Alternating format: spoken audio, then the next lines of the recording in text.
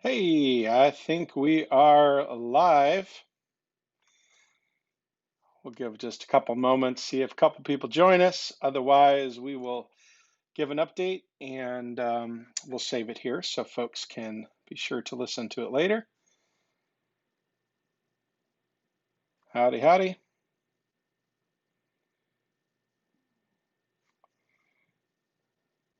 Give just a couple minutes for folks to notice us and to come along and join us. Hey there, Pastor Jan. How are you? Hi, Cecilia. I assume Phyllis is there too. Hi, Phyllis. Good to see you guys. Give just a few more moments here. Hopefully, everyone's had a chance to get outside and enjoy the incredible weather yesterday and today. It has been absolutely beautiful. Hi there. Hi, Nancy. I assume Ed's there. Hi, Steve. How are you? Good to see you guys. Thanks for joining me. Give about 20 seconds here and then we'll get started. The live update. It's good to see everyone. Hopefully, others will come along here as well. Hey there. Good evening.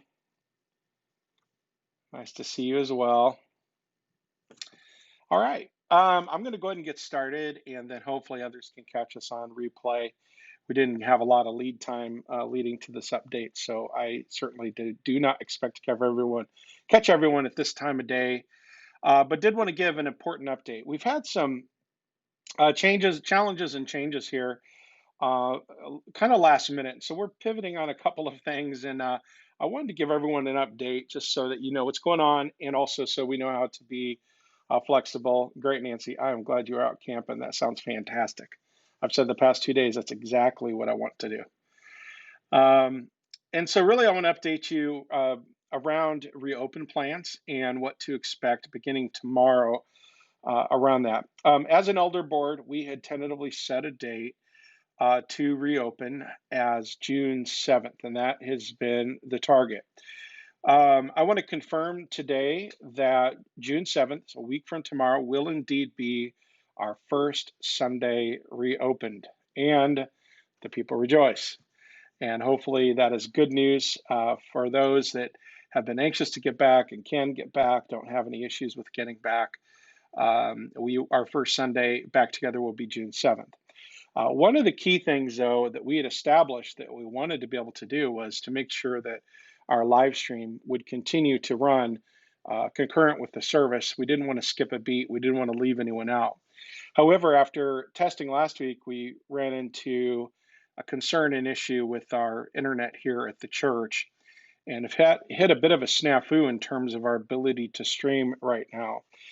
We are working on resolving that, but there's actually kind of an infrastructure change we've got to make in order to be able to stream from the church live. And it could be drawn out. It could be a week, it could be 3 or 4 weeks. We really don't know how long it's going to take for the issue to get straightened out. It requires changing service providers on our internet, and that's some challenges that we have got to deal with. And so, as we are working through that challenge, what we did not want to do is like keep putting off when we can start and putting off when we can start and putting off when we start. We felt like delaying that was just to the detriment of getting back together and getting the ball moving and moving towards recovery. But yet, we're still very concerned about.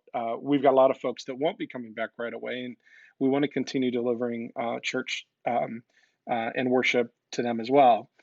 So we kind of came up with a bit of a compromise, and hopefully everyone will be very flexible and agreeable because I know everyone here at Lifehouse is. But so what we're going to do though, we are going to come back and start church meeting together again on June 7th as planned, and we will be recording the service live, but we will have to broadcast it later in the day for the live stream.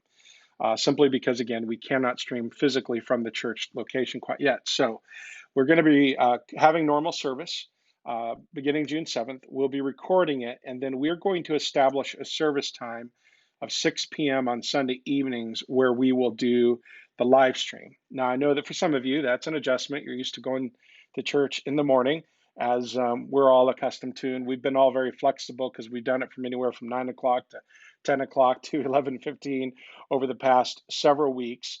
And we also did run for a little while a 6 p.m. service, and we're going to have to move back and settle on that is the one live stream service time, which will be effective tomorrow at 6 o'clock, because we have to have some time to pull off the recording and get it ready to deliver the online experience. It's not a quick turnaround. There's things that have to be done in editing and getting it ready. And so the only real way we could do that is to leave a gap of the afternoon to get that done and then broadcast the service then at 6 p.m. So just to back up again, and I'll restate it because people are joining us. Beginning tomorrow, there will be a Sunday evening service at 6 p.m. That will be the only live stream service tomorrow. So if you log in the morning at 9 o'clock, you won't see us. 10 o'clock, you won't see us. 11:15, you will not see us. But 6 p.m. So it's a one service, an evening service.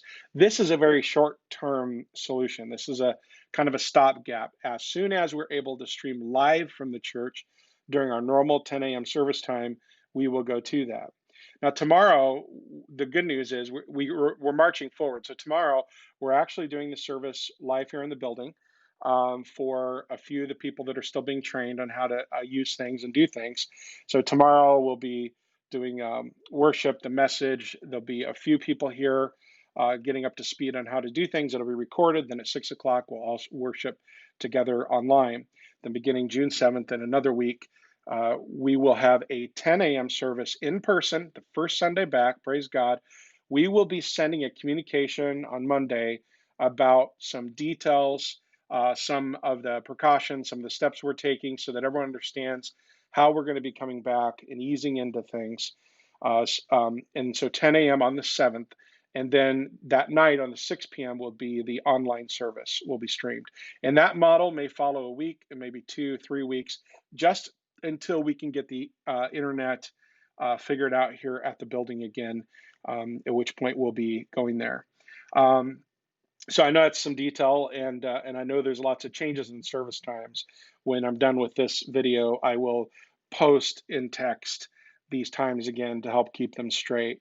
It'd be really awesome if you guys could help spread the word about tomorrow, about there being a 6 p.m. only online service, to let people know that, because again, we're getting answers to this late in the game, and so we've been trying all week to get things sorted and figured out, and we just had to make a decision about what to do for tomorrow.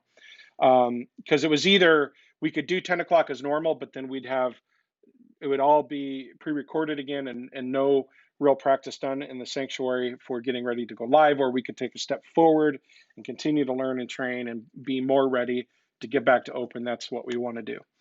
Um, Steve asked a good question about Wednesday Bible study. Those in phase one, and we've got more than one phase to this come back to church plan. No dates associated with any of it. And in this first phase, which will begin really this next week, there will not be a midweek in-person Bible study. Anything we do will still be remote right now in terms of small groups. We have talked to small group leaders about if the group wants to come together and meet in person.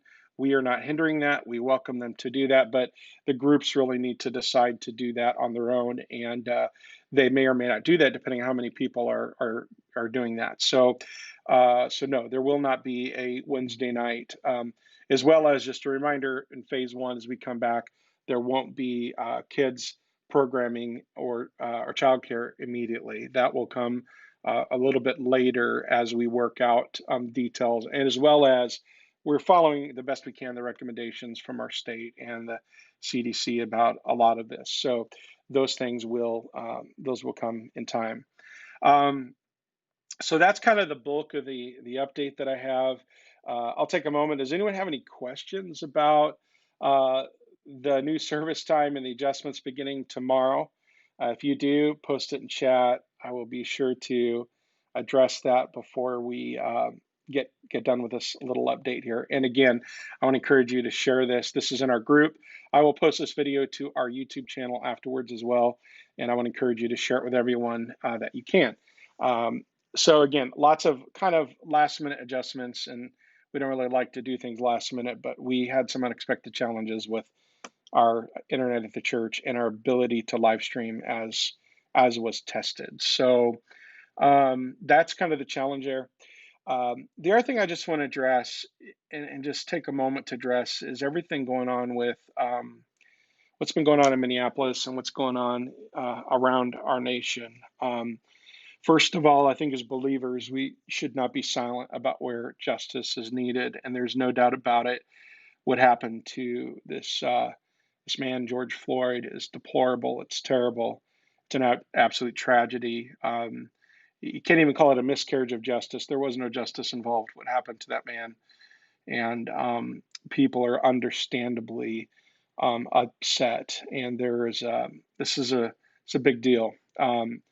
And I want to be really clear that as believers, we need to be united about what justice looks like, as well as whether this was actually racially motivated or not is yet to be proven. But there's nothing about looking at that scene that doesn't obviously um, point to that as being something that is a huge predominant issue, and we need to destroy racism.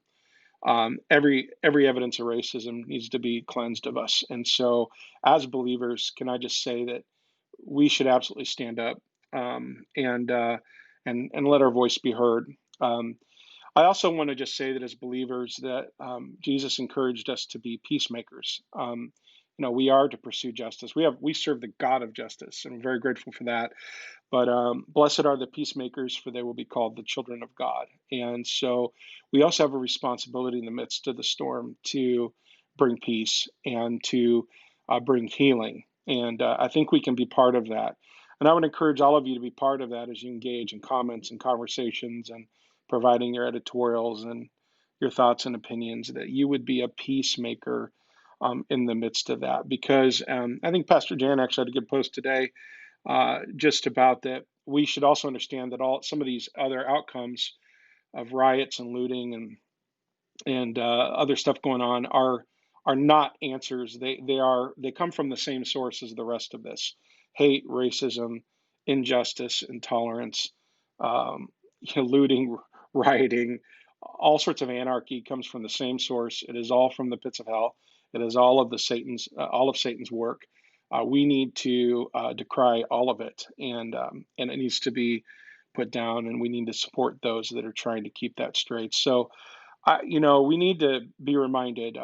We understand we do live in our country, and we do have a right to protest and do that in a way that follows the rule of law, but makes a point. So no matter how you decide to be involved, just be a peacemaker. But let's bring healing.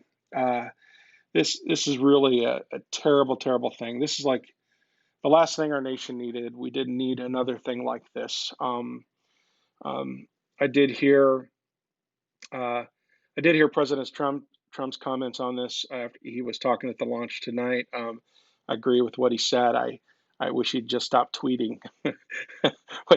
Sometimes what he says is okay, and other times what he says is not okay. But um, we want to get behind that and bring healing here. So, what we did not expect, of course, to see some of this open up in our city last night and today, and hopefully we'll all just be praying for our city, but obviously praying for the city. I have a couple of coworkers in Minneapolis, and they're under great duress. They're right in the heart of where all this is going on.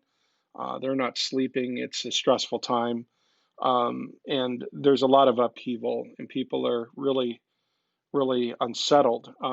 And So we need to be praying and just to agree that God will bring justice to this. So anyway, but I just want to make it clear as a church, as the Church of Christ, we can't be silent about these issues. We need to make sure that people know that we stand for love and we stand for justice in this matter. So I wanted to share that. I think that's a voice that needs to be heard in there. With that, I love you guys, and I'm looking forward to seeing everyone in person again. Hopefully, just a short little while away. I want to give a shout out to my wife for giving me my second COVID haircut. Isn't that nice? Pretty nice. So she did a good job. Hopefully, get your COVID cut so that when we see each other, you'll look nice as well too. So with that, I love you guys. Very much looking forward to seeing you a week from tomorrow. Let people know, get the word out. June 7th, we can come back to church. Praise God. We will send out a written communication with all the details the first of this week. With that, unless you guys have any questions, I'll wait a second here, see if you post anything in the comments. I'm happy to answer them. If I miss them before the broadcast is done, I will send out an update afterwards with answers to that as well. Again, we'll save this video to the page and be sure that way everyone can catch it. I think my big concern is that tomorrow people would get the word that church service tomorrow is online only at 6 p.m. So help get the word out if you would please, and invite people to come. And we will see you online then. And again, be praying for all those who are volunteering in the morning and getting trained up on all of our new equipment and processes. Pray that they'll get that all under their belt quick. So grateful for all of our volunteers. And yeah, can't wait to see you guys. Love you. God bless you. Have a great evening.